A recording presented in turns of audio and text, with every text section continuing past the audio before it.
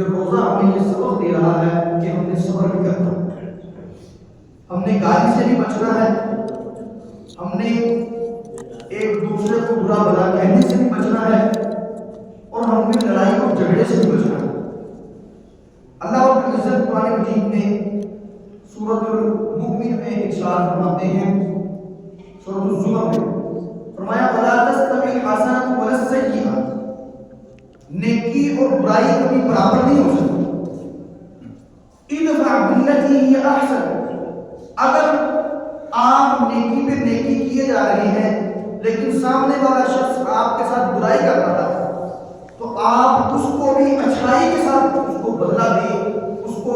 اچھے طریقے کے ساتھ اس کے ساتھ جو ہے نا آپ اپنا رہن سہن رکھیں۔ اگر آپ اس کو اچھے طریقے سے جواب دیں گے نا ادفع باللتی ہی احسن، اچھے طریقے سے اس کو دور کرو۔ فرمایا فإذا الذی بینک وبینہ عداوۃ، تم یہ دیکھو گے کہ وہ شخص جس کے ساتھ تمہاری دشمنی ہے، لڑائی اور جھگڑا ہے، جس کے ساتھ تمہاری پرانی دشمنیاں ہیں، اگر اس کے ساتھ اچھائی کرو گے نا، فرمایا فإذا الذی بینک وبینہ عداوۃ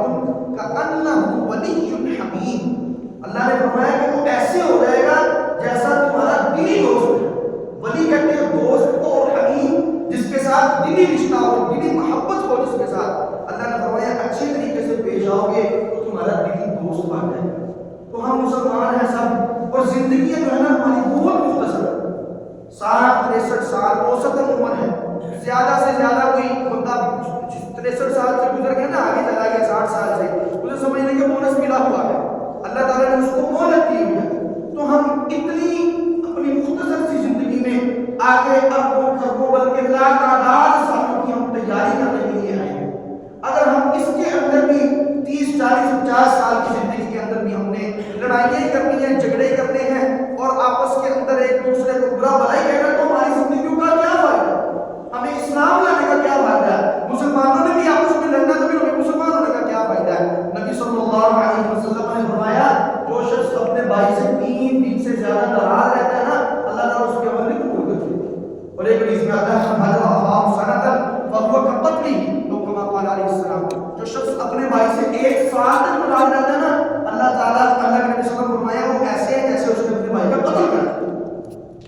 اور اللہ تعالیٰ قرآن میں کیا فرماتے ہیں فَكَأَنَّمَا قَتَلَ النَّاسَ جَمِيعًا، جس نے ایک بھائی کا، ایک انسان کا قتل کیا، اس نے گویا ساری انسانیت کا قتل کر دیا۔ ہم اپنے بھائیوں سے سال ہو گئے ہیں، ناراض ہیں، لڑائیاں ہیں، جھگڑے ہیں، پیچھے وجوہات کو دیکھیں نا کہ وجہ کیا ہے، پتہ کیا وجہ نکلتی ہے، کوئی نے میں اپنے مطلب بیاہ نہیں سدیا، تد کر کے میری یہ لڑائی ہو گئی، ساڈی انہیں نہیں جانی ہونی کہ سانو بیاہ نہیں سدنا، میرے ابے کا کارڈ سے نام نہیں لکھیا، اس کے بعد لڑائی ہوئی ہے، لڑائیاں چلتی پہ نے، وہ یہ لڑائیاں پھر آگے خاندانوں میں کنورٹ ہوتی ہیں، بھائیوں کی لڑائیاں بھتیجوں بھتیجیوں میں جاتی ہیں، اور پھر خاندان کے خاندان تباہ و برباد ہو جاتے ہیں۔ خود تو بندہ قبر میں چلا جاتا ہے لیکن پیچھے اپنی نسل کو برباد کر جاتا ہے۔ یہ لڑائیاں آپس کی بالفرض اگر ہو بھی گئی ہیں، اختلافات ہو جانا کوئی بڑی بات نہیں ہوتی، انسان اختلاف ہو جاتے ہیں، لیکن ان اختلافات کو اچھے انداز میں کنٹرول کرنا، اور بھائیوں کی لڑائیاں بھائیوں تک رکھنا، کسی بچوں کو یہ ضرورت نہ ہو کہ وہ اپنے تائے اور چاچے کے خلاف بات کر سکے،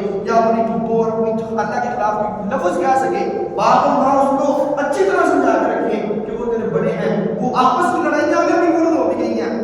پہلے تو کوشش کریں کہ اچھے طریقے سے صلح صفائی ہو جائے، اگر نہیں ممکن کسی بھی طریقے سے اتنا ہی اعلیٰ کا مسئلہ بنا ہوا ہے تو پھر وہ آپس کے اندر ہی رکھیں، اپنی اولادوں میں کنورٹ نہ کریں، اپنے بچوں کو یہ سبق نہ دیں تاکہ آپ کی نسل محفوظ رہ سکے، اسلام محفوظ رہ سکے۔ نسلیں محفوظ ہیں تو اسلام محفوظ ہے، لڑائی جھگڑے ختم ہیں تو آپ کا اسلام اچھے طریقے سے لوگوں کے گھروں میں پہنچے گا، لوگ اچھے طریقے سے اس پر عمل بھی کریں گے۔ اللہ سے دعا ہے کہ اللہ تعالیٰ ہمیں روزے کا یہ مقصد سمجھنے کی توفیق دے اور اس پر عمل کرنے کی توفیق عطا فرمائے۔ وآخر دعوانا الحمد للہ رب العالمین۔